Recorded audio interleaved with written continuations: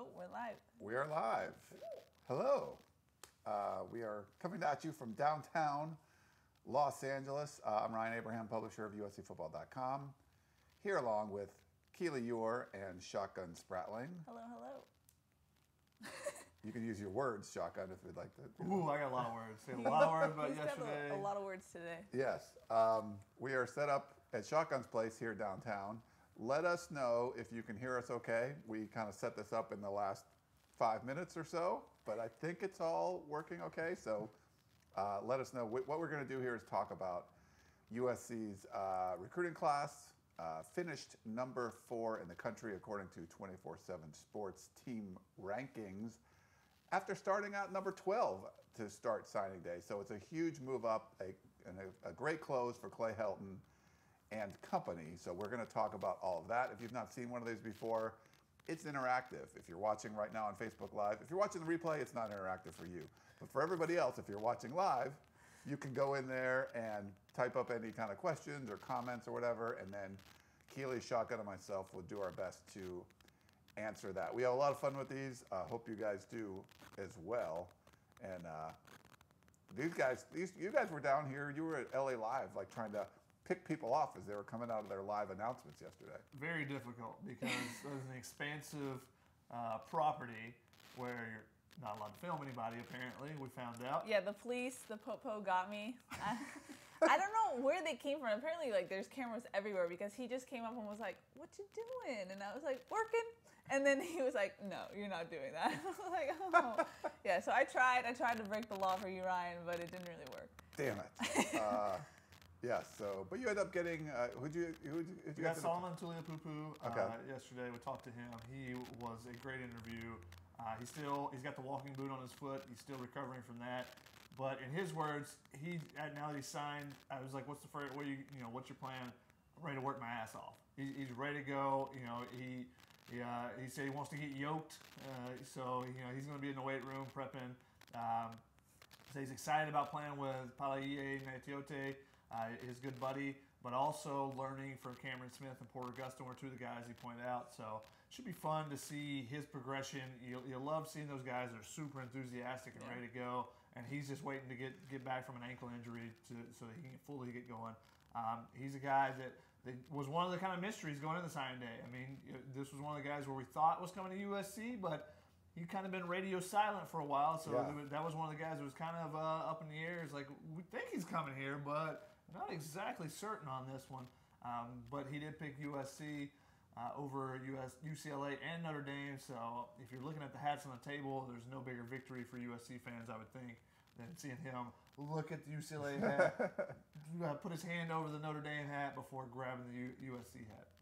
Yeah, I got to talk to him a little bit in Hawaii at the Polynesian Bowl, and he said he'd probably start rehab in about 2 months, so that was a few weeks ago. But he was hanging around with all the USC guys. You just, you look at the body language, you felt it was going to be USC, but you don't know until they pick the hat or sign the letter of intent and all of that. I guess one of the more interesting ones, I wish we had Chris Trevino to talk about, but the very last guy, it's Isaac Taylor Stewart, 5-star cornerback from Helix High School in San Diego. If you recognize that name, it's because that's where Reggie Bush went.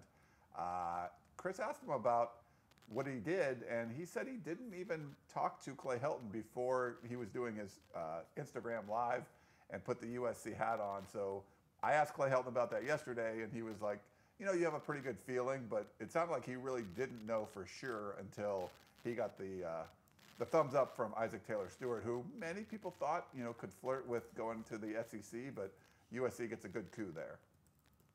Mm-hmm. Yeah. Any comments on are we sounding okay? People said we sound okay. Oh, good. Some people are saying that we're showing up in weird places, like half of Shotgun's on your screen and my arm's in the way. I don't know. I didn't understand people's comments, but interesting. But I think it was from one person. Refresh your browser. Giovanni, my homie. Giovanni, your homie. It looks like from the feed that we're, Yeah, I checked both on mobile and on this, and we look fine. So if you're having problems, I'm not sure what. So Giovanni, maybe don't drink vodka at 11:30 in the morning, and Don't listen to him. That's perfectly fine. Sunday brunch is a fun thing to do. But refresh your browser. That probably will help out there. Shotgun did offer me alcohol when we got here.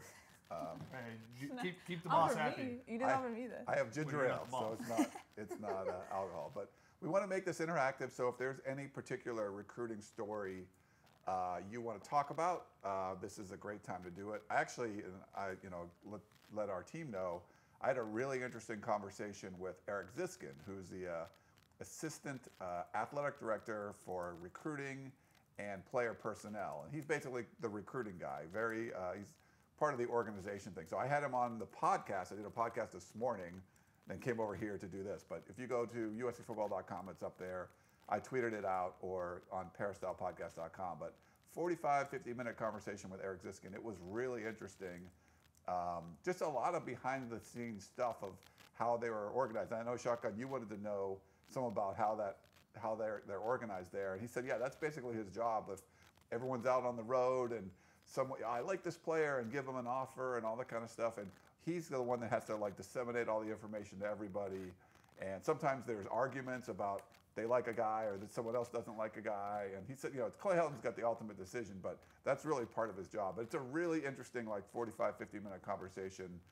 We talk about some of the players too, more towards the end, but a lot of it is the behind the scenes, how this recruiting machine works, because they got basically 4 dudes, Gavin Morris, Alex Rios, Eric Ziskin, and Alex Collins.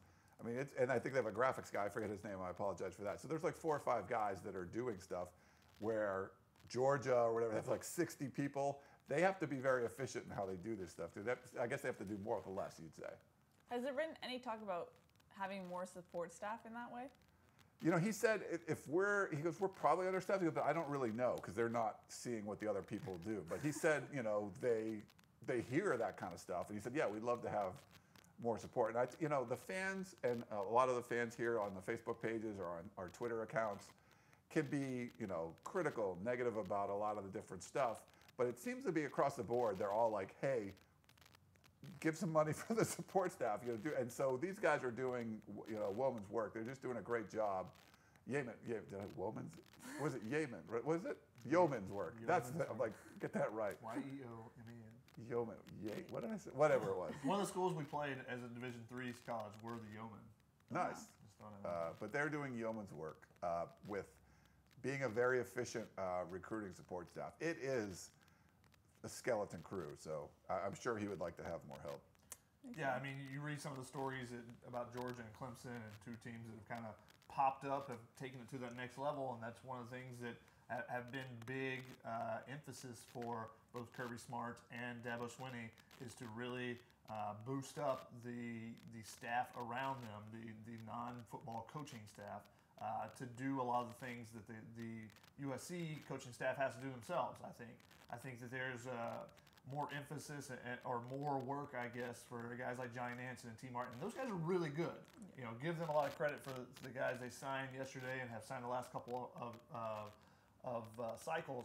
However, I think with not having a ton of support staff, not having the same numbers that some of these other programs have, then it puts more work on those guys, and they have to do a little bit more, and just kind of everybody, not only the support staff that USC has, but the coaching as well, have to do this little bit extra on the side that maybe some other programs don't have to do.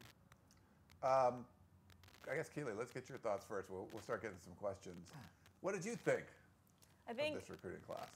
Clay stays undefeated as a closer in signing day. I think they did a good job. I'm really curious to see 6 linebackers, how that all shakes out. 1/3 of the recruiting class is linebacker. Yeah. But I thought it was interesting because the buzzword that Helton kept saying yesterday in his presser was national championships. And he even said, I appreciate our coaching staff, but we need the Adoree Jacksons, we need the Juju Smith-Schusters, we need the Sam Darnolds. So it seems like they were very aware of that, this recruiting cycle, and they also were very aware of looking ahead. He said we might lose 6 DBs next year, so we need to look ahead. So he said this recruiting class, they looked for 2 years in advance just to see who they could possibly lose. So I thought that was really interesting. I don't think Clay has said that before in a recruiting or a National Signing Day presser. So it was interesting hearing from him the kind of behind-the-scenes mindset for why they did some of the class, who they got. So that was interesting. Yeah, he said national championships a lot. A lot.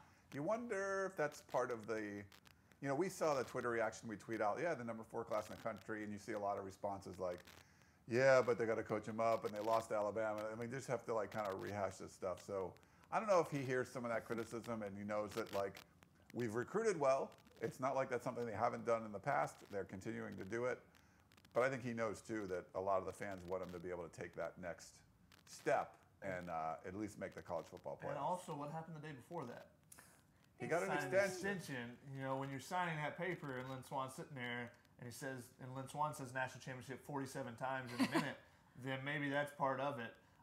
You know, I think that Lynn Swan has said for sure that's what he wants is national championship. You come to USC, you know, USC is about winning national championships, not, you know, Rose Bowls are good, Pac-12 championships are good, but they're there for national championships. So I think that's been really emphasized probably behind the scenes too, Clay Helton. And when you're in there signing that extension, I know that means you sit down with Lynn Swan beforehand. So I think that was probably emphasized a lot to him. So I think that's another reason why it was used by him a lot yesterday. I thought it was interesting because Helton talked about how he wants this job to be his last job in the sense that he has longevity at USC as head coach. But he also said, I know production is a big part of it. So he's self-aware. He knows that to have longevity at USC, to be the head coach, you have to produce results. So for the fans who think that he's just, here's some sound bites from Helton that doesn't really make sense, he knows, he's self-aware, and he knows that production is a huge part of being a successful coach at USC. Yeah. I mean, he's had production. See, that's the weird thing. He has won the Rose Bowl, and he has won the Pac-12 championship. Now, a lot of the fans point out the bigger losses and not blowing teams out and stuff. So he has like production on his side, and I think that's what some of the fans are worried about is if you're going to sit on that, where they like, yeah, you did win the Rose Bowl and you did win the Pac-12, but it still seemed like you were a far cry from being in that top 4 discussion. So I think fans want to see him kind of get there, and it's that from his comments yesterday. It sounded like that's obviously the goal there as well. We'll see. There could be some news now coming up because we were talking about will there be coaching changes after signing day? We're already seeing, if you're watching Twitter, there was some big NBA stuff going on too. But there's, I think some coaches are being hired. USC still needs to hire a running backs coach. Yet to be determined if any of the current coaches are going to, leave and then they have to replace those as well. So it's not over yet. I mean, the player stuff is over and USC finished well, but still there could be some coaching carousel stuff going on. Which is interesting given we found out spring practice starts March 5th. Yeah. So there's a short window to try and if you're going to make those moves, you got to make them soon. You got a month to do interviews and stuff, so you don't have to rush the process, I think, whereas some schools have already started spring practice, which was crazy to me. Yeah. There's 1 or 2 schools that started last week before signing day. It was like maybe even before the Super Bowl, if I remember correctly, or it was the day after the Super Bowl. It's just crazy. But kind of the elongated fall camp has pushed things a little bit further forward. And if you're in the north, your schedule often depends on the weather. So there's some different things that teams are trying to do and change the schedule. And also now that you have official visits in the spring is going to be something new this year. Yeah. So we're recruiting. So that's something the timeline kind of changed this year. Clay Helton talked about how because of the early signing period, you're not going after 25 guys on National Signing Day. You're going after 10. And because of that, he said one of the things that he liked the most was that he actually got to go out and spend some time looking at the 2019 class and talking to high school coaches. Something he said he missed from his assistant coach days is making those connections with the local coaches and stuff like that. And he got to do that this year because the 2018 class was all but wrapped up with those 10 guys they're looking at versus having 25 or 30 guys you're looking at. So they had a little bit more time to do something different. The timeline is just a lot different right now. Keely, one of the interesting things that I had my conversation with Eric Ziska, and Shotgun asked me about, and I told him before we went on the air. So USC signed 18 players, right? Yes. How many players do you think USC brought in on official visits this cycle, if you had to guess? Well, you said it was interesting, which makes me think that it was low. I'm going to say like 7. 7 official visitors? Yeah, I don't know. You signed 18, you only brought 70 I'm for guessing official because visits? you said it was interesting. I was just trying to like do an interesting guess. I don't know. That's a very interesting guess. No, they brought in 26 official visitors. So I thought other way. My bad.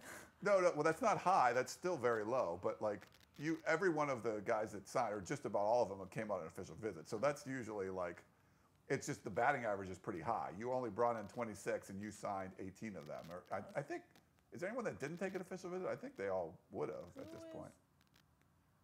Solomon Tuilapupu ended up, he did. He wasn't going to, and he did.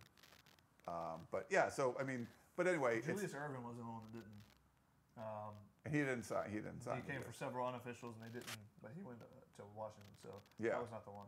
Basically, if you came in on an official visit, there was a 70% chance you were going to sign with USC. So anyway, I would love to see some of the numbers.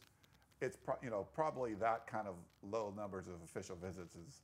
I wouldn't imagine if you look at the top 50 recruiting classes if there's a lot that are even close to that. But I'll look it up. And I think the number of official visits that a school is allowed is something like 60 or 75 per class.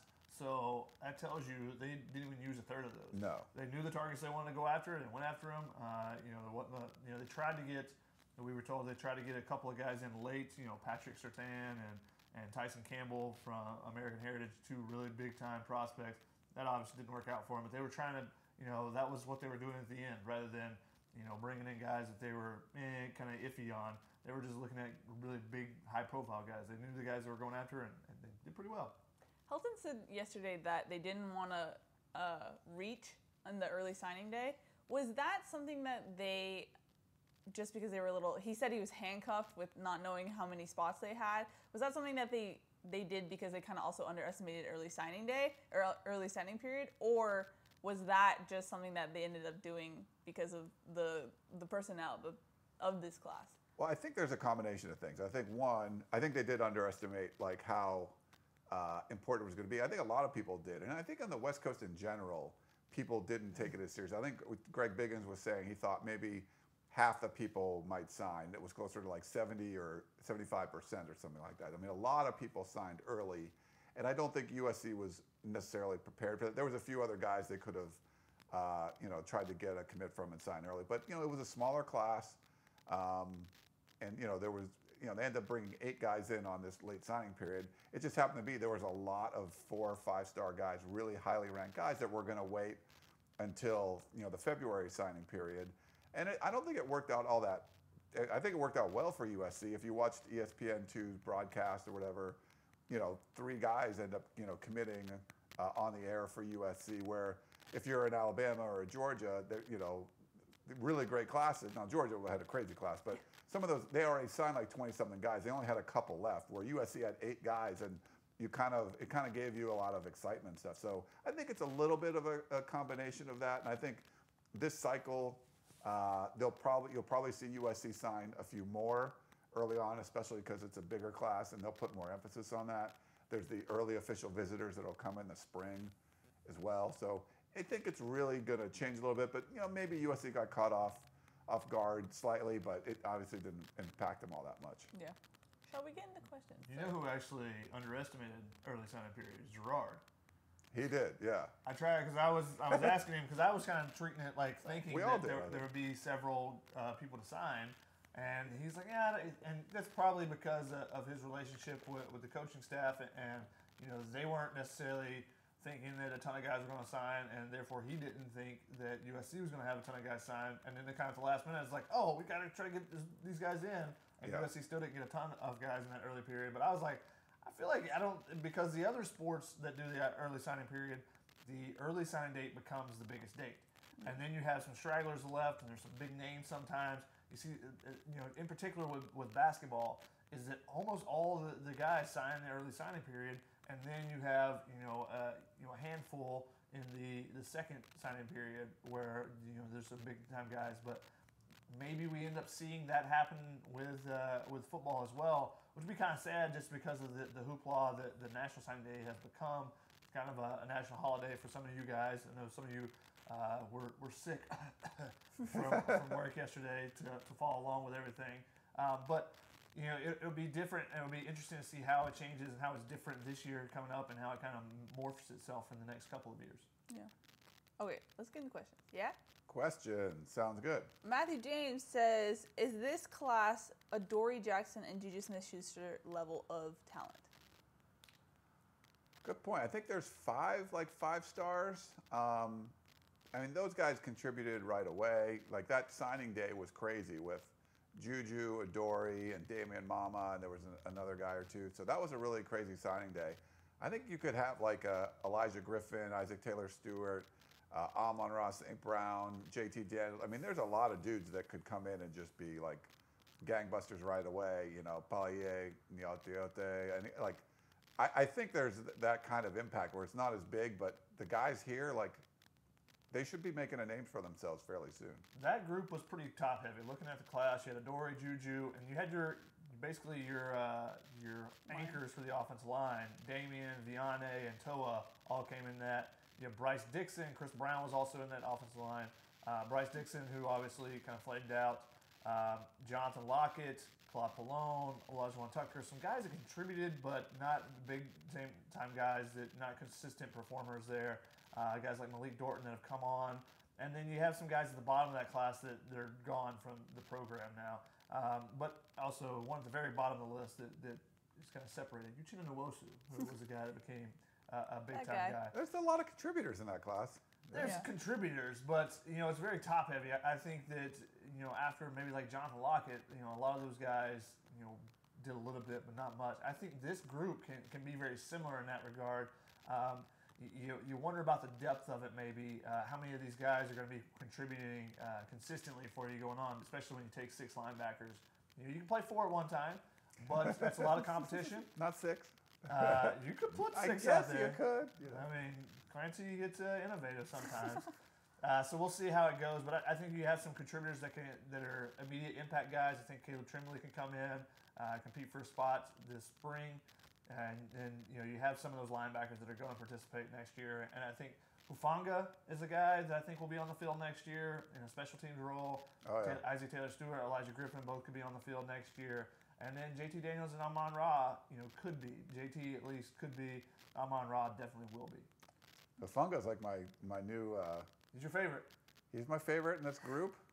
He's kind of like my Tyler Vaughn's thing. Wow, he's going to be going okay. forward. Yeah, like it could be. So, Talanoa, you better do some big things. Someone asked, how did USC miss out on Penei Sewell? How they miss? Yeah. Well, he ended up signing with Oregon, so they didn't get him. Like how they miss out on him. Just Oh, I was like, what? okay, I talked to him. I actually had Talanoa Hufanga interview Penei Sewell in Hawaii, and I thought he was really good. He was wearing Alabama stuff. It just seemed like, you know, Alabama was a real big player, but then he ended up kind of wanting to stay closer to home. Oregon lost so many like head-to-head battles with other Pac-12 schools, like the bigger schools, and this was like the one kind of win that Oregon had. But I think they didn't have a great day.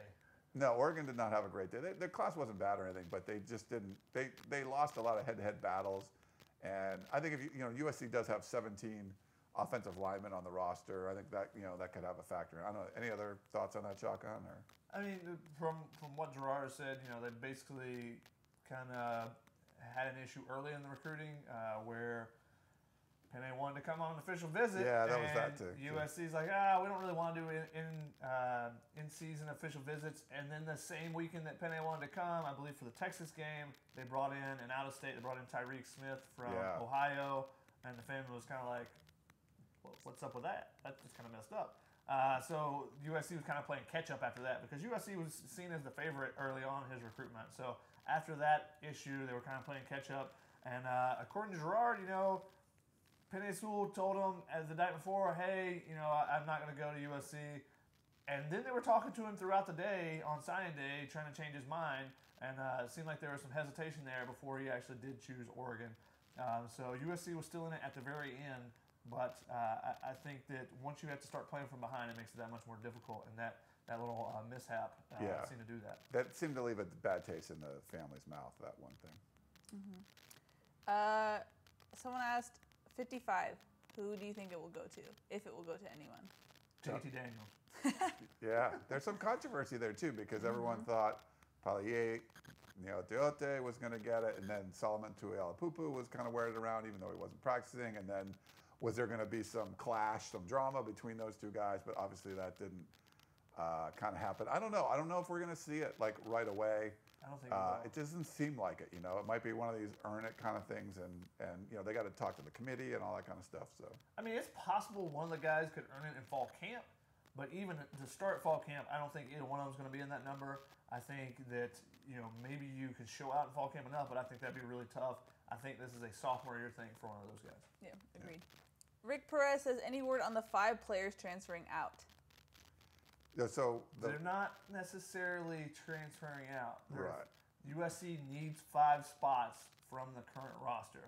Now, how those spots come about could be a combination of different things. You could have medical retirements. You could have the transfers. You could have players just stop playing football. That's happened before. Yeah. I remember the offensive lineman from USC in like the 2011, 2012. There was going to be a starter that just decided to stop playing. People do different things, and it just depends on what everyone is looking at. There's a couple of guys that we think are likely candidates to go somewhere else. We've heard some rumors, but we're going to wait and see how that actually plays out. Instead of throwing rumors out there and someone stays on the roster, then people are like, I thought you were transferring, and then you causing bad blood that is completely unnecessary. Yeah, if you look at, so if you go to uscfootball.com, across the top, there's those 3 dots and go down to our scholarship distribution chart. So I was updating that throughout the day.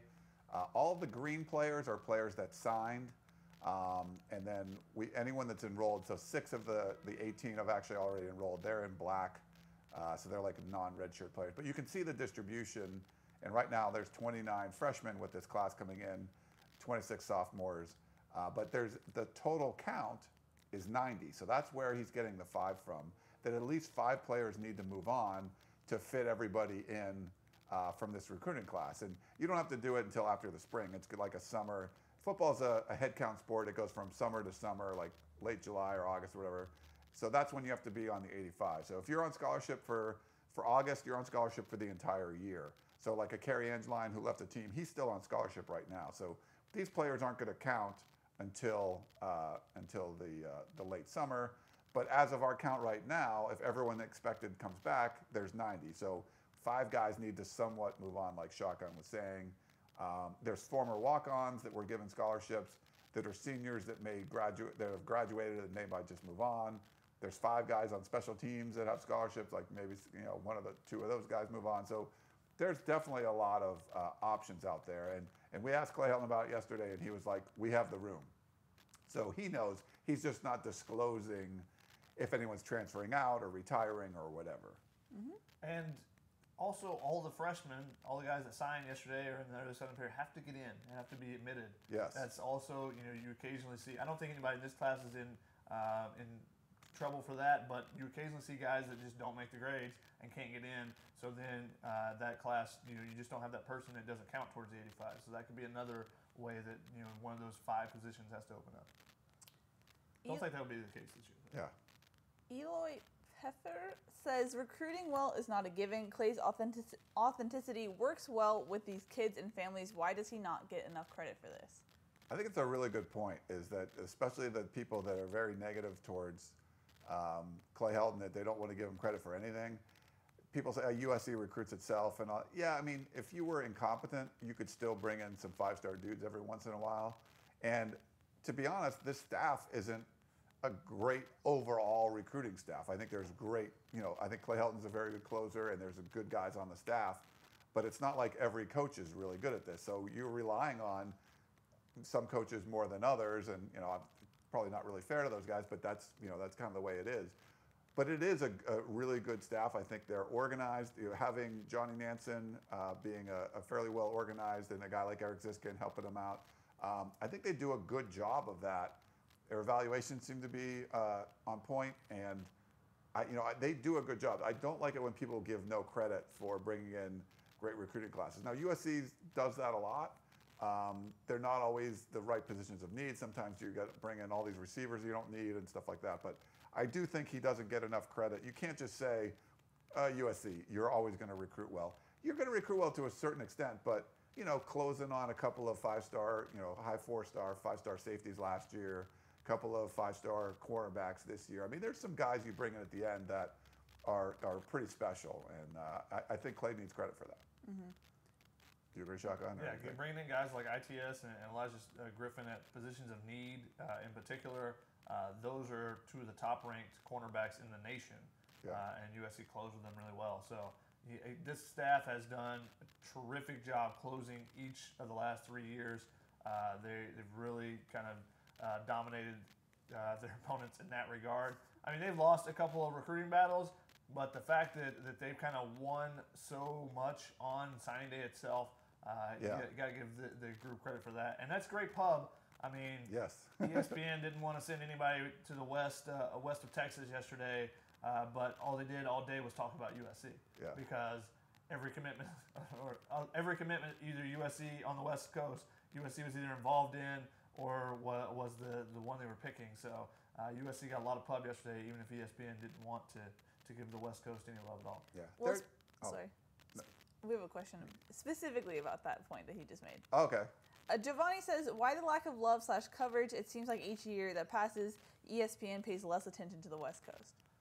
Well, we kind of talked about this after Clay's conversation with Dan Weber, and you kind of just wonder what exactly is going on. I thought maybe they thought that having the couple of signings at LA Live was enough representation, but then also I think if you're going to have those at LA Live, why can you not get one of your anchors or somebody to come in and do the interviews rather than having to do the delay and everybody's like listening, trying to figure out while everybody's excited and happy.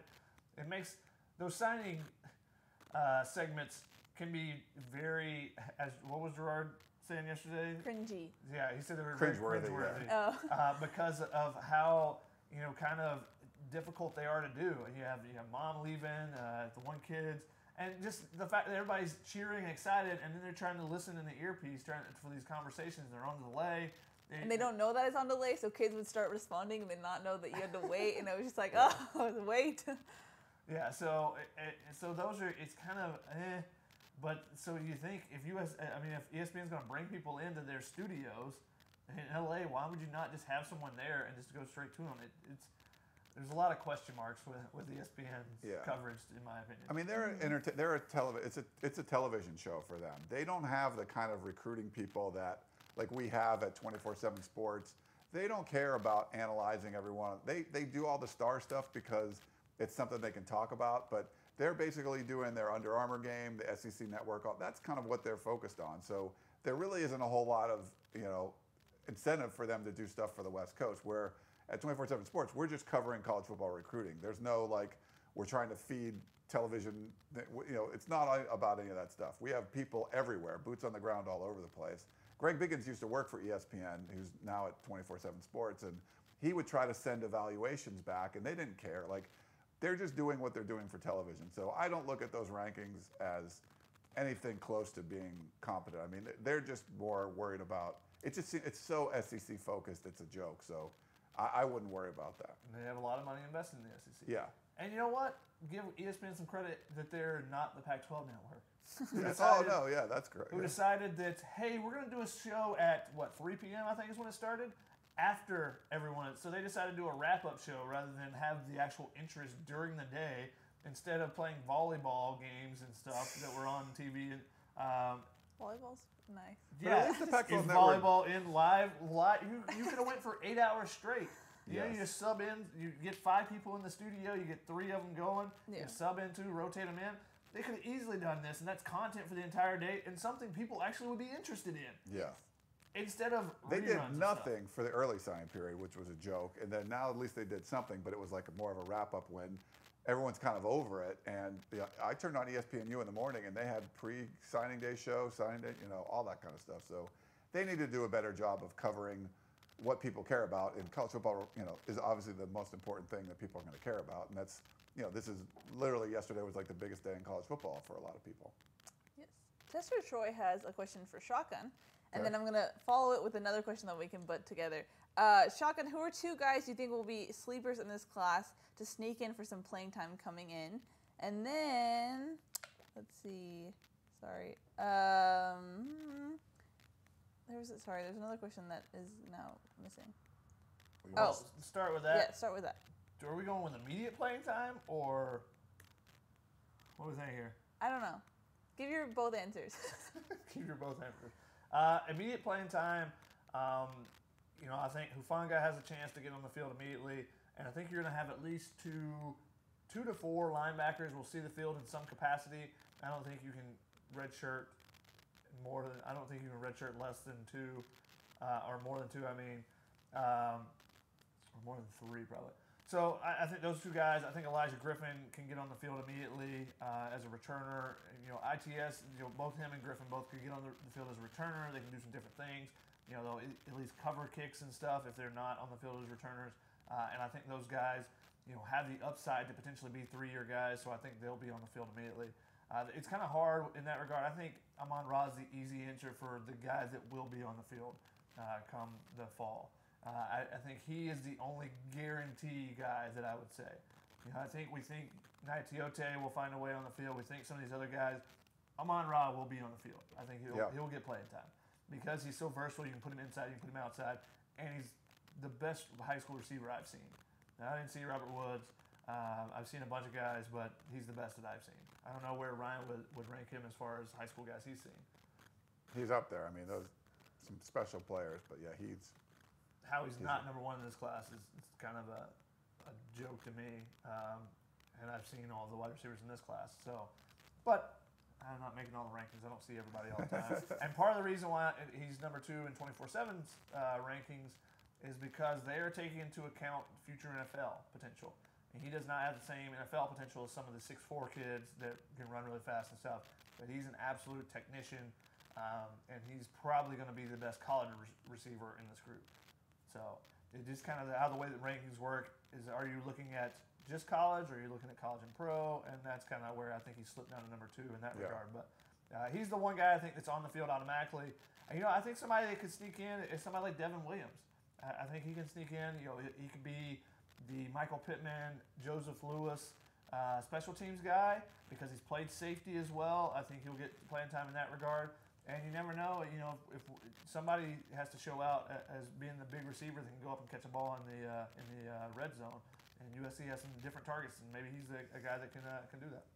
In that same sense, Jeff says first freshman to make an impact. Amon-Ra? Yeah. That's what you're going with? Yeah. Ryan? I mean, you could go JT Daniels. If you want to talk about sleepers, Abdul Malik McClain, I think he's a guy that could come in and be a pass rush specialist, and maybe he takes Uchenna's spot or something. I don't know. There's some potential there, but I think your safest bet is probably Amon-Ra St. Brown. Your sleeper is Kanaya Mwanga. That one's I think it's Kanai. Yeah. Well, Kanai Mauga, according to USC's pronunciation guide. Okay. Mauga. Yeah. So he is. They love him. They love what he did in camp. When he came in the summer, he just is a terror off that edge. He could. He's not gonna have the same safety abilities as Troy Polamalu, but he's going to remind you of Troy Polamalu when Troy Polamalu would line up on the edge, just coming off the edge, being able to beat bigger offensive tackles with his speed and his ability to dip his shoulders and stuff. I think he's a guy that could get on the field immediately too. James says, with all the linebackers that USC brought in, do you see some transferring out down the line? Transferring. Well, if I look at the chart, anytime you bring in oversign the number of positions at a group, there's always the potential transfer. Yeah. It may not be immediately. It may be in 2 years. You look at guys that are just buried on depth charts, and they look up and they go, you know what? I'm a year behind that guy. So unless he leaves early for the NFL, I'm really not going to get a chance unless it's one final year as a 5th-year senior or something. So they say, hey, I need to put more tape out there. I'm going to leave and find somewhere else where I can play more. That's usually what happens in that regard. So when you oversign, but then with the potential of a couple of them redshirting, then it could be this class could end up being 3 linebackers in this class, 3 linebackers in the next class. Yeah. With redshirt potential, and you never know when someone's going to get hurt. I mean, there's a lot of factors that go into it, which makes transferring after your first year really dumb because you never know what's going to happen. But some kids do that. Some kids are like, hey, I'm not going to ever get a chance, and then the guys that were behind gets hurt the first play of spring, and they're like, oh, I would have got a great chance. Well, there's 3 of them came on the inside. For the inside guys, like, or 4 of them on the inside. I don't think like a Taylor Katoa is going to transfer out. He redshirted last year. Levi Jones, I think he can see the field. John Houston's, redshirt junior. I don't think he's going anywhere. And Cameron Smith's a senior. Elijah Tucker did redshirt last year. There's a possibility he's going to transfer. That was just going to be the plan. And Grant Moore was a walk-on who's a redshirt senior now that he might be graduating and moving on too. So I don't think anyone from that group. And then on the outside linebackers, like Porter Gustin's not going anywhere. Jordan Iosefa or Giuliano Falanico, I don't think they're going anywhere. There's, maybe Hunter Eccles. There was some weird social media stuff. And get your thoughts on that. And like Olawale Batiku or Connor Murphy, they're going to be, true juniors, and we really haven't seen them do all that much. So, if any of those guys would go, it'd probably be one of those 2 or maybe a Hunter Eccles who redshirted last year. Yeah, I think if after the spring, if it's apparent that Connor Murphy or Wole Batiku is not going to be the starter or not going to at least, if there's not a competition going into the fall, then I think one of those guys could definitely leave. Maybe you play out the spring and see how it goes and see where you stand. Hunter Eccles, I never really got all that. There's just some weird social media stuff. I don't think there was it, but people were asking about it. Someone was like, "Oh, he's complaining about playing time." It's like, well, he had hip surgery, and it was very nasty hip surgery, so that's why he didn't play because he had to redshirt. Also, it was just typical like young teenage boy tweets where he was like, "Don't sleep on me," like blah blah, which is like all like athletes tweet stuff like that. So I didn't really see what was different about his. I never tweeted that. Okay, whatever. Twitter wasn't around for my high school. Let's see. Elisha says, any chance that Greg Johnson gets a look at running back this spring? I don't think so. Yeah, probably not. But I think they like the guys they have. I think that would make sense. Jeff Weber says, who has more say when getting a running back coach or any other coaching position? Lynn Swan, Clay Helton, or others? Lynn Swan said he's not going to deal with the position. Like he basically pushed himself out of that. Says he doesn't hire the assistants. So it's all Clay Helton basically. Yeah, Clay Helton makes the final call. Rick wants to know any idea what the buyout for Helton's new contract extension is. $7.42. I saw it just written down somewhere. No, it's private school. USC's private school, so we can't do a FOIA to ask for that information. So those things usually don't come out unless someone is telling you this is how much I'm willing to pay to get this coach out, a booster or something. So unless USC is 6-6, I don't think you're going to find that number out. Yeah. Jared says, with the arrival of 2 of the top corners in the nation, is it reasonable to see Biggie Marshall move to safety? Have we discussed this every single? Pretty much always, every time. You know what? I got a train set for Christmas. Do you think that means Biggie Marshall is going to move to safety? So I don't think the recruiting class is going to impact that. Now, I'm not saying he's not going to. I think that's going to be discussed, and we'll find out a lot more in summer workouts. And, if they do some of these winter workouts again, I'm hoping they do. It sounds like they might, and maybe they're going to let us come out to these ones this year. We'll see if he's out there doing some 7-on-7, and you're like, oh, Biggie's playing safety.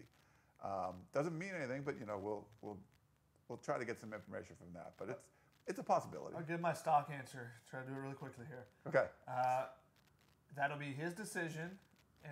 It's most likely he would go there if it was of his own volition and tell the coaches, hey, I would like to try this out, see if it works in the spring, and if it doesn't, then they may move him back to cornerback.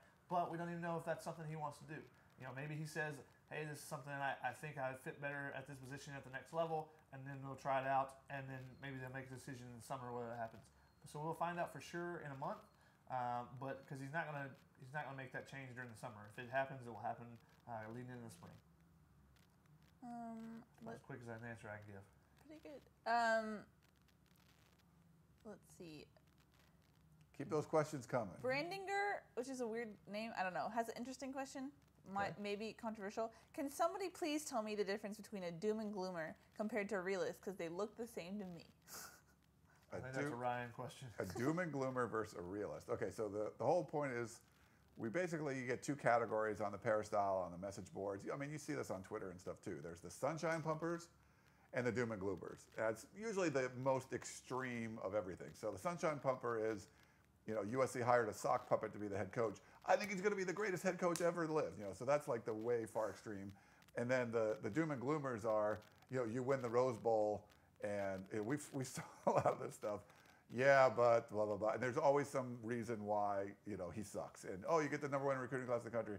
Yeah, but they're never going to coach those guys up anyway. So it's not necessarily being about a realist. I think a realist can be, USC won the Rose Bowl, they won the Pac-12, but they struggled with a lot of teams. They were a couple points away from being, 7-5 as opposed to, 10-2, whatever you want. Like, I think that's more of a realist kind of view. The doom and gloomer is the tweets I get, Clay Helton never won a big game. And it's like, well, okay, that's just stupid. Like, of course he's won big games. Like he beat Washington on the road, who was a playoff team. He beat Penn State in the Rose Bowl. He beat Stanford twice this year. He's beat UCLA 3 times. So if you're trying to make up or ignore good stuff just because you don't like the guy, that's more the doom and gloomer, where the realist is more like he's gonna give it. I would say it's just more rational than what a doom and gloomer would be. Mm-hmm. Does that make sense? We'll see if he says so. Okay. James says, I read that we lost out on a 4-star tight end yesterday to UCLA, Mike Ezike. How are we at the position with Angeline leaving and Monterbebe being injured off and on? How deep are we at that position? The thing with Ezike is that he was being recruited by both schools as a large wide receiver, a big wide receiver, and now he may end up at tight end, and that's probably even the case at UCLA. So they were really going to take him and Devin Williams as the big wide receivers, and maybe there was a little bit of a writing on the wall for Ezike that, hey, that's the same position as me. Maybe I should, go somewhere with a depth chart. There's a little bit more opening in that regard. So not necessarily a tight end for him. Now, there weren't a lot of tight end prospects in this class. Now, a couple years ago, you had a class, you had Colby Parkinson, and, they brought in a couple of guys with Josh Follow and Eric Cromenhook. That was a big tight end class, and they got a couple of guys there. So I think just this year was not a very good crop. I mean, it was more your tight ends were Cameron McDonald, who was committed to USC for a long time and has ended up signing with Florida State yesterday, or Ezike, who were guys that played wide receiver in high school, that maybe we can add 40, 50 pounds on them and they can put their hand on the ground, but they're more split out guys more that in the mold of a Bryce Dixon, guys that you want to use as potential matchup issues, but probably weren't going to be able to play right away because they had to bulk up more. So I think this class going forward, USC is going to have to be looking at tight ends. There's a couple guys out there that they're definitely going to be looking at, for sure. Foskey up in the Bay Area. So I think it's just one of those things where it wasn't a great class for tight ends, and maybe they'll fix that. They over-recruit at that position in another year. Yeah. You see that with how they've done with the offensive lineman last year. This year was not a great class. Even Penei Sewell is a guard in my opinion. I didn't really like him at the camps we saw him at as far as, he played some tackle and just was not great in my opinion. I mean, he moves inside the guard and he's really good there. But that's where he was going to end. There weren't the tackles in this class, which is why USC went out and they tried to look at Nick Petit-Frere in Florida. They tried to look at Jackson Carman in Ohio. They were trying to go outside and get some guys. It didn't work out. So this next class, that's what they're going to be focusing on. There are a lot of tackle prospects in this class coming up. So they just kind of pushed off from the last year's class, or this 2018 class, say, hey, we'll take care of it in 2019. I think it's a similar thing with the tight ends. I think there's just not a bunch of people there. He took his official visit this past weekend, right? That he was the last official visitor, Michael Ezike. Yes. Yeah, and I got some scoop on it. So I don't think USC fans, you shouldn't be all that upset he didn't sign with USC. He was at Mastro's and ordered his steak well done. Oh my gosh. You can't do that. So you're out. No, I'm just kidding. UCLA made a late push on him, and a lot of people thought he was going to end up at USC. He had a great official visit, but I think the Devin Williams stuff kind of played in that too. So it wasn't really a priority or anything. It wasn't like he was like a tight end. And another guy that Oregon thought was theirs that they missed out on yesterday. it was like, oh, Oregon may get Devin Williams or Ezike from USC may get one, they may get the other. They end up with none of them. So. Yeah. Eden says, why doesn't Clancy rotate more bodies on defense? It's just he's an NFL coach, and his philosophy is that his best 11 will play. And now if his best 11 becomes 15 guys he trusts, then he'll play 15 guys. If he has 20 guys he trusts, he'll play 20 guys. But it's just all about trust with him. He'll play the 11 starters, and then from there, if people have made it, have proven themselves, then he'll play them. But you see, like games like the Notre Dame game, where you have defensive linemen get hurt, and then Clancy was like, he didn't want to go to his, he didn't want to go to the third or fourth string guy. And he tried to play a lot of Brandon Keely. They try to play a lot of some guys, but it becomes an issue when you have some injuries because then new guys are getting thrown in. But Clancy's just not going to put guys in until he trusts them. I think there's some college coaches that it's not just coaching for what's on the field, you're coaching for the future and recruiting. I don't think Clancy thinks about any of that stuff. He's trying to play defense, today. What's the best way to do it? Mm-hmm. So I think sometimes in college you're thinking about, if it's a freshman from out of state, it's a 5-star, you want to play him, or I don't think he considers that kind of stuff all that much. Tester Troy says, did I hear Clay right that all 18 practices this spring are open to the public? 15, but I think that's what he said. I have to go back and listen to it. But yeah, I think it's going to be open. He wasn't sure where the spring game was going to be. He thought it was going to be on campus. But yeah, I think they've kept the spring pretty open, right? I think most of the time it's just the fall they haven't done it as much. I didn't hear him. I haven't got to that part in my transcription of last night's conversation. Yeah, we talked about it in the media room afterwards, and we weren't exactly sure. That's what we thought, but it wasn't flat out very clear. So we'll have to check on that. Kyle asks, who's going to fill in Burnett's role, Deontay Burnett? Interesting. I mean, it could be Amon-Ra St. Brown. They could move some guys around. They had a lot of slot guys, so I think there's some flexibility there. And now you're going to get Keely Colbert, right? He's going to be coaching the inside receivers. So I don't know. Maybe they mix it up a little. It depends on what you mean by role. If you mean, the leading receiver, then, have guys like Tyler Vaughn and Michael Pittman that can take over that spot. If you're just referring to the slot, Trayvon Sidney and Amon-Ra St. Brown are probably your top two candidates there. Last year they started the season with 3 slot receivers as their starters, with Jalen Green, Stephen Mitchell, and Deontay Burnett. This year now, you look at the wide receiver core, and you got 6'4" Tyler Vaughn, you got 6'5" Michael Pittman.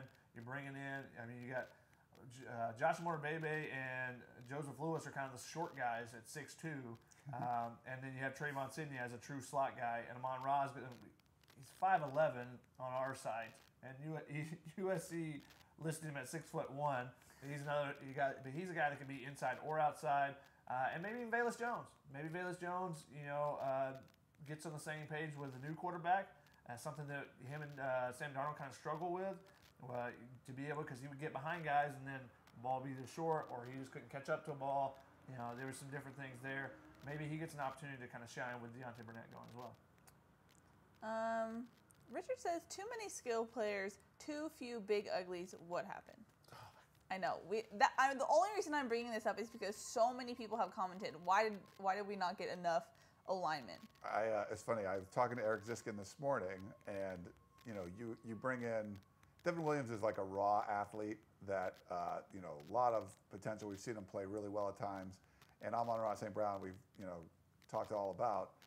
And I mentioned that sometimes the USC fans get a little bit like, oh, it's another 5-star wide receiver. And he was like, yeah, hashtag USC problems. Like, yeah. You're bringing in too many 5-star wide receivers, and this is a problem. So you look at the class from the past couple of classes.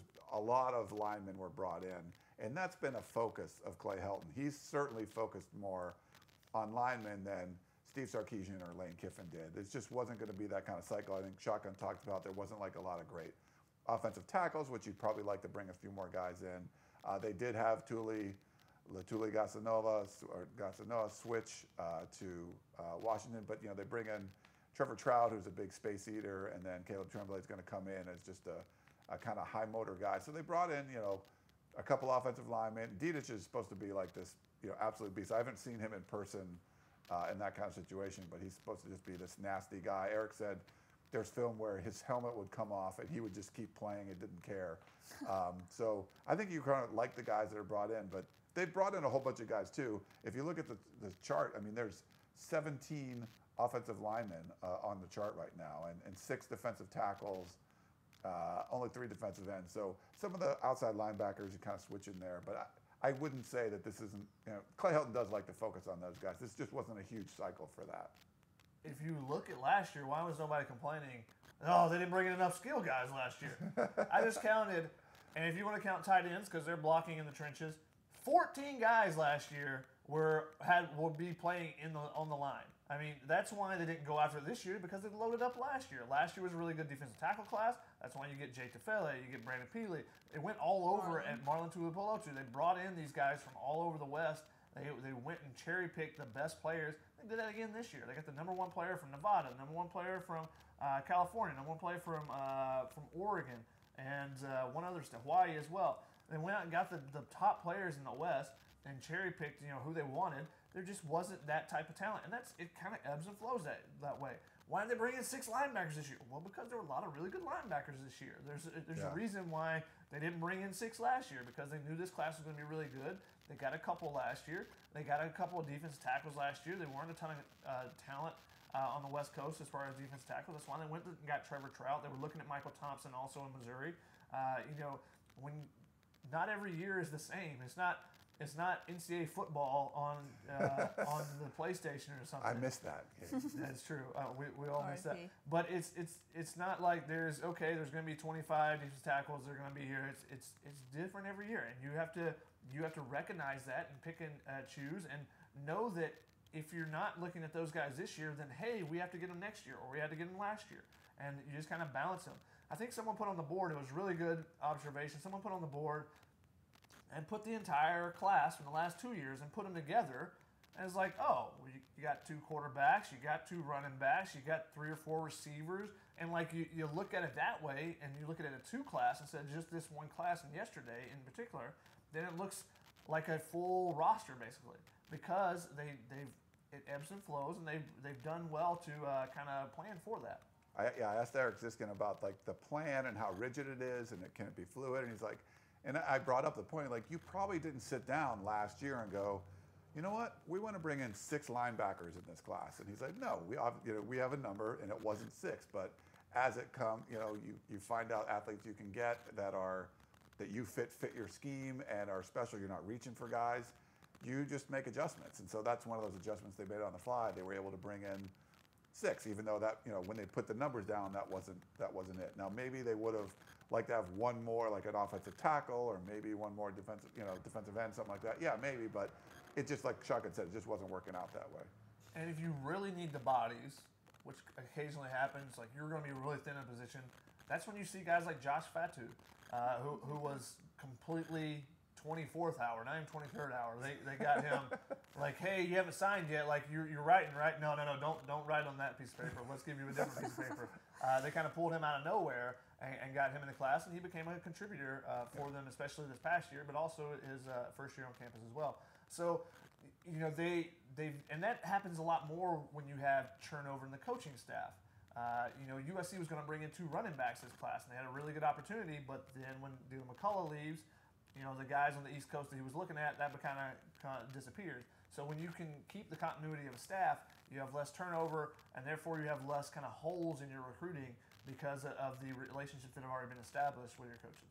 Yeah, and they don't want to bring in a Josh Fatu who can't contribute. They're not just, we need a defensive tackle, just take the next best one. If they don't think they can contribute, they don't want them. That's the main point, is just to fit one more body. They're not going to bring it. They'd rather bring in a linebacker who can play somewhere than a defensive tackle that's not going to play at all. And you saw when USC did do that. The one time they did do that was when they had the sanctions.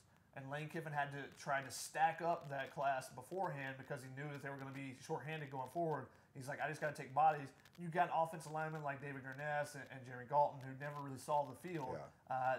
And that's what happens if you're just trying to reach and get bodies. And part of that was because USC knew that, hey, we just need some bodies in practice as well. That was part of it that they had to deal with the sanctions. There was a middle linebacker, too, that wasn't very good that never played. I think he was a JC guy. I can't remember. But, yeah, there was a bunch of guys that were just bodies in that class. Sorry, Keely, we've been going back and forth. But. No, it's good. Okay. Sean, already wants to jump ahead. He says, who would you say is the top target in the 19 class? Feel free to list a couple if you want. I mean, the Top target? Kayvon Thibodeau or whatever is awesome. He's a beast. Smart from Oaks Christian, but he transferred from Dorsey last year and just like defensive end, but he'll play tight end or whatever. I mean, he's like super athlete. He's probably my favorite guy I've seen so far in this class. But my mind's not into the 2019 class yet, but he's really good. Yeah, I think that would be it. Your middle linebacker was Dallas Kelly. Dallas Kelly, yeah, that was. They're all Not the good. D names. If you had a D name in that class, it was probably not good. Yeah, I think Kayvon Thibodeau is your top guy. USC also, there's some big time cornerbacks that they're going to be looking at. Chris Steele is one that comes up to mind immediately. Brew McCoy's like really good Oh, yeah. from Modern Day too. And the good thing is that USC is already, I mean, if you want to talk leans kind of, they're in a good position with a lot of kids on the West Coast, and there's some good talent this year. Mm-hmm. Ron says, is John Jackson a preferred walk-on? I saw he committed to USC, but not part of the 18. He is definitely a walk-on. I believe it's preferred. So all preferred walk-on means is that you're not going to try out to make, you're on the team. So if you want to walk on, you have to come, and then, there's a tryout process and all that stuff. If you offer a preferred walk-on, and they offered a wide receiver from Arizona, I'm blanking on his name, Watts or something like that. Zach Wilson, I think. Oh yeah, Zach Wilson. Sorry, Watts. Man, really screwed that up. Zach Wilson. Yeah, I mean, he had some offers too, but he's going to be a preferred walk-on. So it's nice if you can get a guy like that who has a scholarship offer somewhere else. USC just wasn't, this wasn't really a cycle. They were going to offer him a scholarship, but I think, with his dad being a legacy, they really would like him in there. So we get that question a lot, but he won't have to try out. He'll be a preferred walk-on and probably play baseball and stuff too. Tito says, is Caleb Trimbley, the JUCO transfer, similar in comparison to Morgan Breslin, or is there a better comparison? I think he's bigger. Like Breslin was definitely more of like an edge guy, just like pass rusher dude. I think I would say Tremblay's a little bit more towards like the 3 technique kind of guy. I don't know what you think, Shotgun, but he's, I think, a little beefier than like what Breslin was. Yeah, he's listed at 6'5", 275. Which is more of a similar body type to Rasheem Green. Yeah. Rasheem Green was 6'4", anywhere between 280 to 300. Probably, I don't even think it was ever got close to 300. But I think he's kind of going to be between Rasheem Green and Leonard Williams as far as body type, because Leonard Williams got up to 300 pounds and was running like a gazelle, which is why he was such a fantastic player. By the time his pro day came around, he was up around 300 pounds. So I think Rasheem Green probably played around 260 to 275, somewhere in there his entire USC career, maybe 280. So I think Tremblay will be around that type of body type. And if you can get the production, either one of those would be great. It'd be very hard for someone to do what Rasheem Green did this year for USC, just the amount of plays and stuff he had. But Tremblay is going to be in that competition along with Malik Dorton and a couple other guys to kind of fill that role that Rasheem Green had. Yeah, he's a really violent player, but yeah, I think it's more of like a Green kind of guy. So I'm curious to see him. He's 3 years to play too, so he's a true junior coming in. And he's already on campus. He's already working out with the Porter Gustin little group that are, in the weight room like 6 times a day or something ridiculous. Solomon Tuliapupu, I asked him, because he was really, he talked about how he wanted to work out and everything. And then with Porter Gustin, he's like, that dude's a beast. He's like, he's a beast. I was like, yeah, he kind of is. He wants to be veiny. Don't forget that. Oh, yeah. Solomon told me, Yeah. he's like, I want to get yoked. I want to get veiny. I'm like, that's not a description I've heard very often. But veiny. Yeah. That's pretty good. I do a lot of muscles. Pooter Williams says, who is going to take the top 2 spots at running back? Stephen Carr is your obvious number 1 choice, and then I think it depends on the running back coach and how they want to use the running backs and how much they want to sub in and out. But I think you could easily see, similar to this season, where all 3 backup running backs had a specific package, they had specific roles. I think that could be the case again this year. And Marquis Stepp comes in as a bigger back that they don't really, not necessarily have. So he's he's kind of a bruiser that has pretty good speed. But like Shotgun said, it's going to depend on the running back coach too. Let's see. There was a lot of people talking about JT versus Fink versus Sears, which we have discussed ad nauseum. Yeah. Yes. You guys think we're not going to have to discuss this every week until 2 weeks before first game when Clay makes an announcement? Yeah, pretty much. But I think Clay said something yesterday. Was Clay asked about that? Someone said like Fink would be, or maybe he said it on their show. They had their like live show afterwards or something. I don't remember, but you know, he's going to be the guy getting the first team reps likely in spring and stuff going forward. It's going to be up to the other guys to try to surpass him. So you know, Fink's the leader in the clubhouse right now. Yeah, and JT, you know, everybody, he's an all-world talent, but he's going to get there with 5 weeks to make an impression. Whereas these two guys, Fink and Sears, have been here, have already shown what they can do, but also they're going to get all the reps throughout spring. Yeah. So that's a ton of opportunities. There's not somebody in front of them. There's not anybody behind them that needs to get some reps too. They get all of them. So you're going to be able to show what you can do. The interesting thing, though, is that they're FedExing the freshmen the playbooks this week, and then they said that within the rules they're trying to get JT and other freshmen to watch spring practice and stuff like that, which that impetus to get freshmen more involved in spring is interesting.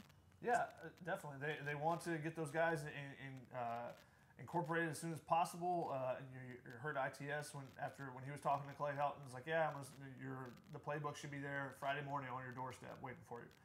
So they want them, you know, this is how freshmen get opportunities to play immediately. If they immediately get in the playbook and work on it, they can't bring them in meetings. Clay talked about that. You know, kind of gave a rule book explanation that they can't have them in meetings or anything, but they can send them cut-ups from practice and stuff and point out things like, hey, if it's JT, it's like, look, this is where on this play, this is where the safety's going to be, that type of thing. And they can do as much mental work as they want to going into the season. I think T. Martin yesterday on the live show was saying that when JT would come visit, they would sit down and he's like wants to do install. So he felt like he's like already getting coached like when he was still, you know. So I think he's gonna be pretty advanced. And I think Clay Helton said that JT was smarter than him and the quarterback coach. So I don't know if that's necessarily a good thing, but they're obviously saying JT's a pretty sharp guy. So he should be able to, you know, hit the ground running. But it is a big transition. And it's a bigger transition for him because he's not even supposed to be a senior in high school yet. Mm-hmm. Both Ant and Eden are asking who takes over Hawkins' safety spot. I think Bubba Bolden is your front runner there because I think he was playing behind Hawkins in that spot. And then Isaiah Palomao will have an opportunity. Hufanga will come in. C.J. Pollard is there as well. So I think you're going to have a number of guys that can compete, but I think it's Bubba Bolden's to lose initially. Yeah, or Imam Marshall. Well, could be. It could be that too. Ant asks, do you see Cook or Keely moving to safety? The nickelback position is going to be interesting because you have a lot of talent there and a lot of guys that have started. You have Jenny Harris, you have Keely Ross, and you have Jonathan Lockett, who have all played there, have all started, and you have these freshmen coming in that could also participate in that spot. So what they do there could determine. I mean, you could easily move Jamel Cook or Keely Ross back to safety if both of those guys are there next year to put them in that spot and give you more safety depth as well. So I think that you can play with the moving pieces and play with the chessboard in the off season here. Jesse wants to know, will Marlon Tuipulotu be healthy for spring ball? That's a good question. I kind of think so, but I haven't heard for sure. Yeah, I haven't really asked that question specifically to try to find out, but all indications have been that the recovery is going well or going positively. We haven't heard of any setbacks or anything, so that's usually good news when you have back injuries and stuff because setbacks can be, but you often get those setbacks when you get to actual physical contact. So the first day of pads and stuff will be a big day for him. Yeah. Let's see. We're pretty much. Oh, nice. Yeah. We're over now. We're an hour and 10 minutes. We can wrap it up unless there's one other. Sean says Pete Carroll was always about competing for spots even as freshmen. However, he also was about younger QBs learning from other QBs. Is it still like that? Did Sears learn from Darnold at all? I mean, Clay talked about yesterday, like, the best players play. I think everyone kind of says that. I mean, Pete Carroll will say that too, but he would use political reasons to play someone, like if it was for recruiting purposes. Like everyone has, they say that, and the problem is players know if you're not the best, if the best player isn't playing. And Pete Carroll would do that sometimes. If it was a political thing for recruiting, he would use guys like that too. As far as like learning, they seem to be a pretty close group. I think they seem to learn from Sam Darnold. I don't know how much Jack Sears is learning from Matt Fink, but he'll kind of watch it. Fink's going to be taking a leadership role, so I think Sears will try to soak some of that up through the spring. It will be very interesting to watch these guys kind of interact. There's only 2 of them, so you're going to see a lot of throws from each one of them. It's not like they can spread it out all that much. We just got a flood of new questions because this always happens. Gary has been asking this 3 times. I'm sorry, Gary. He says, who are you most bummed that SC missed out on? We technically don't get bummed because we're not fans, but... Oh, I got him bummed. What do you bummed? Jackson Cartman. That kid is so interesting. I was so Every looking forward. time. Yeah. You get bummed about personalities more Yeah. than the players that are on the field because he's a good interview and he's a very interesting kid. So, yeah, I'm kind of a little disappointed in Jackson Cartman. I think, Julius Ervin would have been, a good addition there. It's not, what you missed out on, but getting a couple of the other guys they got late, I think that's fine. It could have been even a little bit better. Penny Sewell's Michael Ezike, none of those guys I felt like, USC's really kind of bummed to not be a part of it. It would have been nice to pick up a big out of state, like a Patrick Surtain or something like that. Those aren't guys that USC was this close and missed on them, but Julius Ervin is a little weird because it seemed like USC was in the driver's seat and just wasn't able to close and ended up going to a rival school in Washington. And you feel like someone like that could come back to haunt you someday, missing out on them. But they did well to make up for that with Yes. Griffin and ITS, and you had Chase Williams there, who's on campus already. So they did a good job with the cornerbacks in particular of kind of boosting that up with the fact that Iman's going to be gone next year. Jack could potentially go just because he and Langley are both guys that are upperclassmen, have that, that window that they could leave. And as Clay said, we got potentially 6 DBs that could leave next year. So you had to fill those spots, and I think they did a good job of filling them with quality talent there. Paul Ramirez says, what's the line going to look like? But he didn't specify which line. Offensive line, we're going Austin Jackson, Chris Brown, Toa Lowendan, Andrew Voorhees, and Chuma Doga to start with Clayton Johnson potentially taking one of those tackle spots if he has an outstanding offseason or something. I think I've said that a couple times, so I'm going to stick with that. And then Austin Jackson is my starter at left tackle. Interesting. Ant I'll says, go with that, sure. Sorry. No, you're fine. Ant says, will Pi Young be utilized? If so, how? He's a wide receiver, so he's got some really good athleticism. He's made some really nice catches when he's been healthy. The problem has been him staying healthy.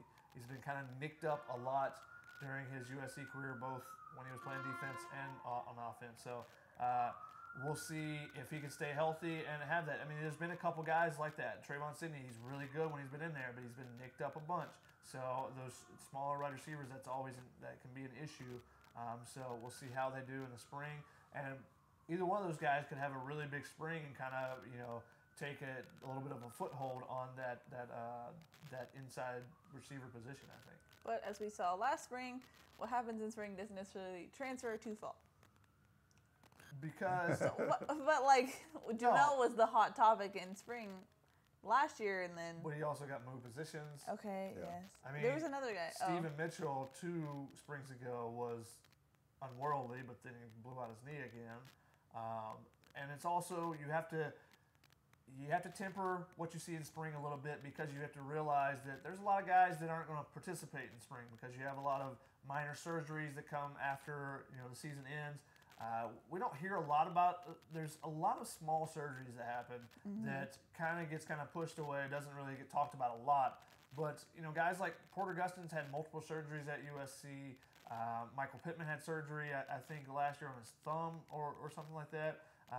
Jane tweeted that he had surgery. Yeah, you've had guys that have had hip surgery, and Chris Hawkins had his ankle cleaned up, and when they went in, it was worse than it was expected after the Holiday Bowl. So a lot of these small things, and then a guy like Chris Hawkins, he played that entire season. There was never a big concern about him playing. But then, he said he was going to have ankle surgery. He went and had it. He missed the entirety of the spring, basically. So you'll see some guys that just aren't participating because of some injuries that they're trying to make sure that they're healthy for the season. So when that happens, okay, well, if Chris Hawkins isn't out there and you take away a DB, a cornerback on one side, well, Well, now you're playing some backups on the side. So a guy like Steven Mitchell is a veteran guy, and he's really explosive as a receiver. A couple years ago, then he can find some holes, and he looks like he has a really good spring. And if you factor in that, okay, well, he's playing against backups, so that it takes a little bit of back of it. So you just have to factor all those things in when you're looking at it. So don't get too hyped up on the guys in the spring like Jamel Cook, who made some plays. And I tried to temper you guys. I mean, I didn't. I'm all in on Jamel. Yeah, Ryan wanted him, to start immediately. I think at 4 positions on defense. There was someone else. It was Jamel Cook and someone else that had a lot of hype. Was it Tyler Vaughn? Tyler Vaughn. And that actually panned out. So I mean, Jamel Cook could have panned out, but there was other reasons he wasn't playing apparently. Giovanni says, random question since we were at the end. Which side of the Black Sox debate are you 3 on? I don't care about Sox. I don't think it's apocalyptic as some people do. The what? They think that Black Sox, oh my gosh, they're freaking out. Man, I was going to the 1919 World Series scandal. When you said No. Black Sox. Of course you 8 were. and out. Yeah, if you want to Oh wear my so I don't care what color socks you wear. The biggest thing is just be uniform. Be a team. Yeah.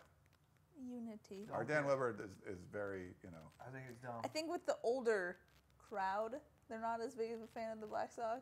The older crowd doesn't want to change the uniforms at all, yet the uniforms have changed significantly over the history of USC football. So, what is the biggest deal here?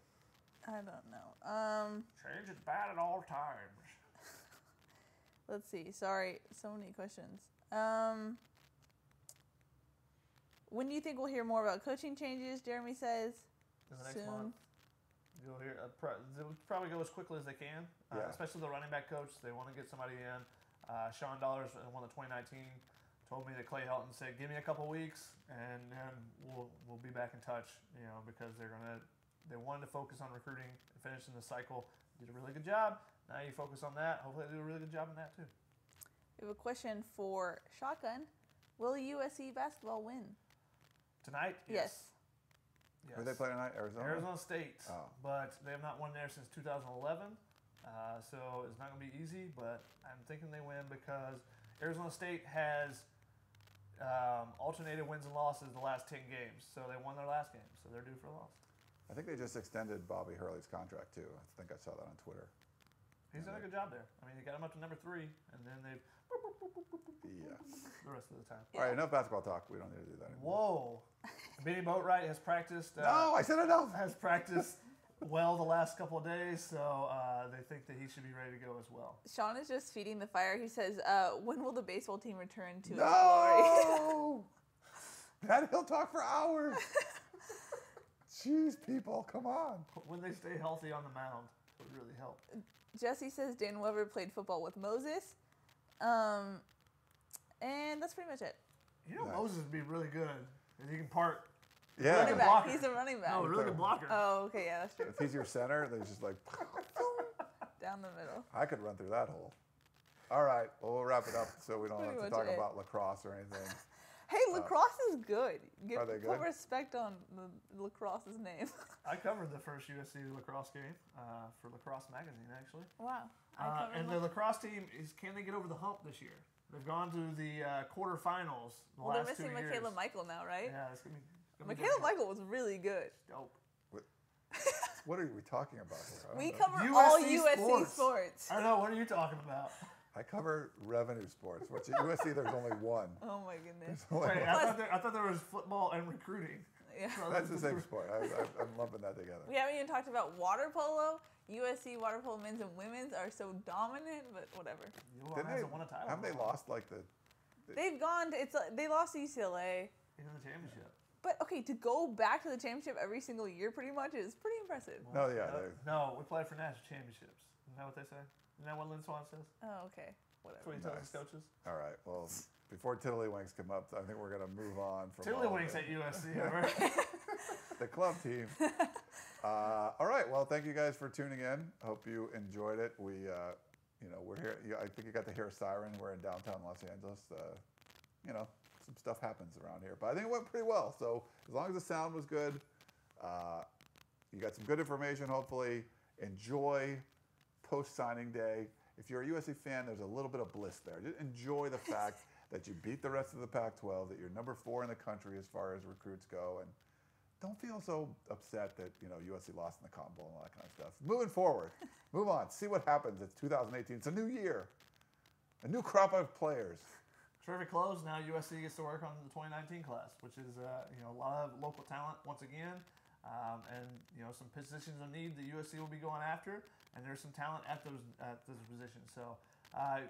Good job by USC as far as filling needs that they had this cycle, and kind of backfilling, combining with last season's haul to have a pretty good roster of 2 consecutive classes with a smaller group because of the first time running into the 85 scholarship limit since they had the sanctions. So now they are officially back to full strength. I think you could say, because once you can't take a full class, that means you're officially I've got to 85, and you're not having space there. So we'll see what they do. We'll see how they kind of open up those 5 scholarships that they're going to need. We'll see how many special teams guys that they add on scholarship in the next year. I would think they got to at least get like 5 more, right? 10 scholarships for special teams. That makes sense, right? Yeah, that would be good. Oh my. All right, we're going down some kind of hole here. So that's Keely, Eure, Shotgun Spratling, Ryan Abraham. Keely is my name on Twitter. That's me. At ShotgunSPR, and I'm at Inside Troy. So follow us, say hello on Twitter, and we love when you say hello here on our Facebook Live show. But thanks for tuning in, and we will talk to you next time.